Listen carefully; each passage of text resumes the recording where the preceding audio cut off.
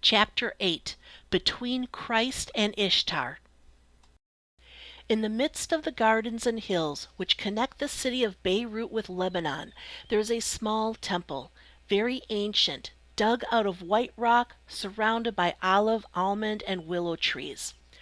Although this temple is a half-mile from the main highway, at the time of my story, very few people interested in relics and ancient ruins had visited it. It was one of many interesting places hidden and forgotten in Lebanon. Due to its seclusion, it had become a haven for worshippers and a shrine for lonely lovers. As one enters this temple, he sees on the wall at the east side an old Phoenician picture carved in the rock depicting Ishtar, goddess of love and beauty, sitting on her throne, surrounded by 7 nude virgins standing in different poses. The first one carries a torch, the second a guitar, the third a censer, the fourth a jug of wine, the fifth a branch of roses, the sixth a wreath of laurel, the seventh a bow and arrow, and all of them look at Ishtar reverently. In the second wall there is another picture, more modern than the first, symbolizing Christ nailed to the cross, and at his side stand his sorrowful mother and Mary Magdalene and 2 other women weeping. This Byzantine picture shows that it was carved in the 15th or 16th century. In the west side wall, there are 2 round transits through which the sun's rays enter the temple and strike the pictures and make them look as if they were painted with gold watercolor. In the middle of the temple, there is a square marble with old paintings on its sides, some of which can hardly be seen under the petrified lumps of blood which show that the ancient people offered sacrifices on this rock and poured perfume, wine, and oil upon it. There is nothing else in that little temple except deep silence, revealing to the living the secrets of the goddess and speaking wordlessly of past generations and the evolution of religions. Such a sight carries the poet to a world far away from the one in which he dwells and convinces the philosopher that men were born religious.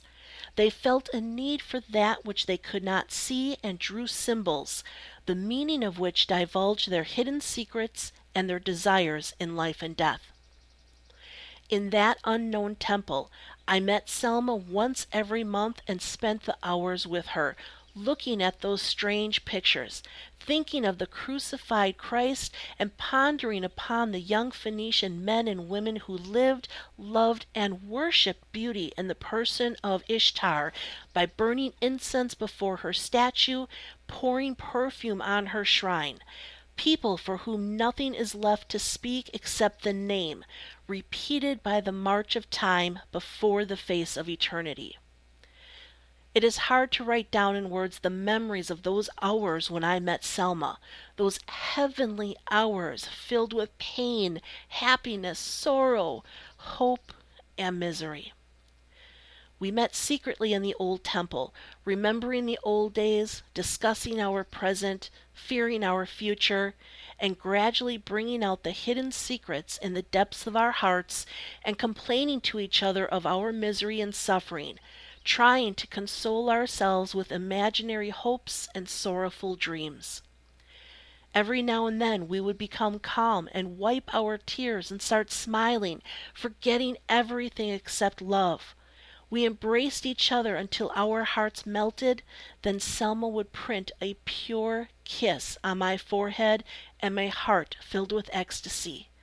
I would return the kiss as she bent her ivory neck while her cheeks became gently red like the first ray of dawn on the forehead of hills. We silently looked at the distant horizon where the clouds were colored with the orange ray of sunset. Our conversation was not limited to love. Every now and then we drifted on to current topics and exchanged ideas. During the course of conversation, Selma spoke of woman's place in society, the imprint that the past generation had left on her character, the relationship between husband and wife, and the spiritual diseases and corruption which threatened married life. I remember her saying, the poets and writers are trying to understand the reality of woman, but up to this day they have not understood the hidden secrets of her heart, because they look upon her from behind the sexual veil and see nothing but externals. They look upon her through the magnifying glass of hatefulness and find nothing except weakness and submission. On another occasion she said, pointing to the carved pictures on the wall of the temple, in the heart of this rock there are two symbols depicting the essence of a woman's desires and revealing the hidden secrets of her soul, moving between love and sorrow, between affection and sacrifice, between Ishtar sitting on the throne and Mary standing by the cross. The man buys glory and reputation, but the woman pays the price. No one knew about our secret meetings except God and the flock of birds which flew over the temple. Selma used to come in her carriage to a place named Pasha Park, and from there she walked to the temple, where she found me anxiously waiting for her. We feared not the observer's eyes, neither did our consciences bother us.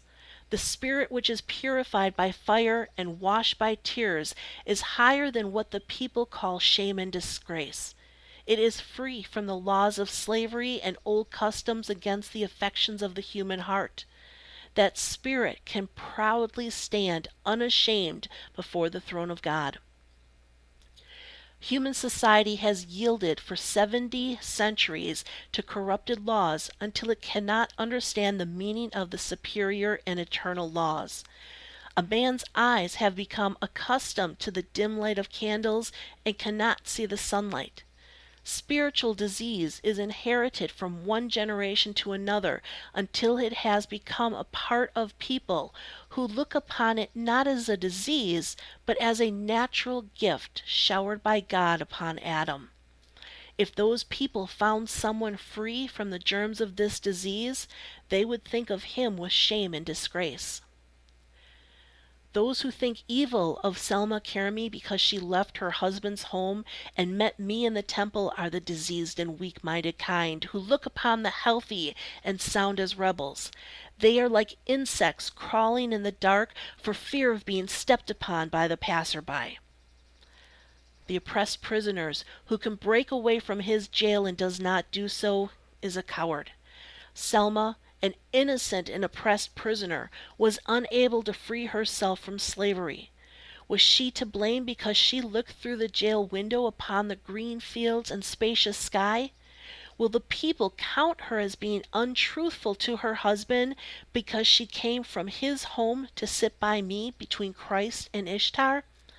Let the people say what they please.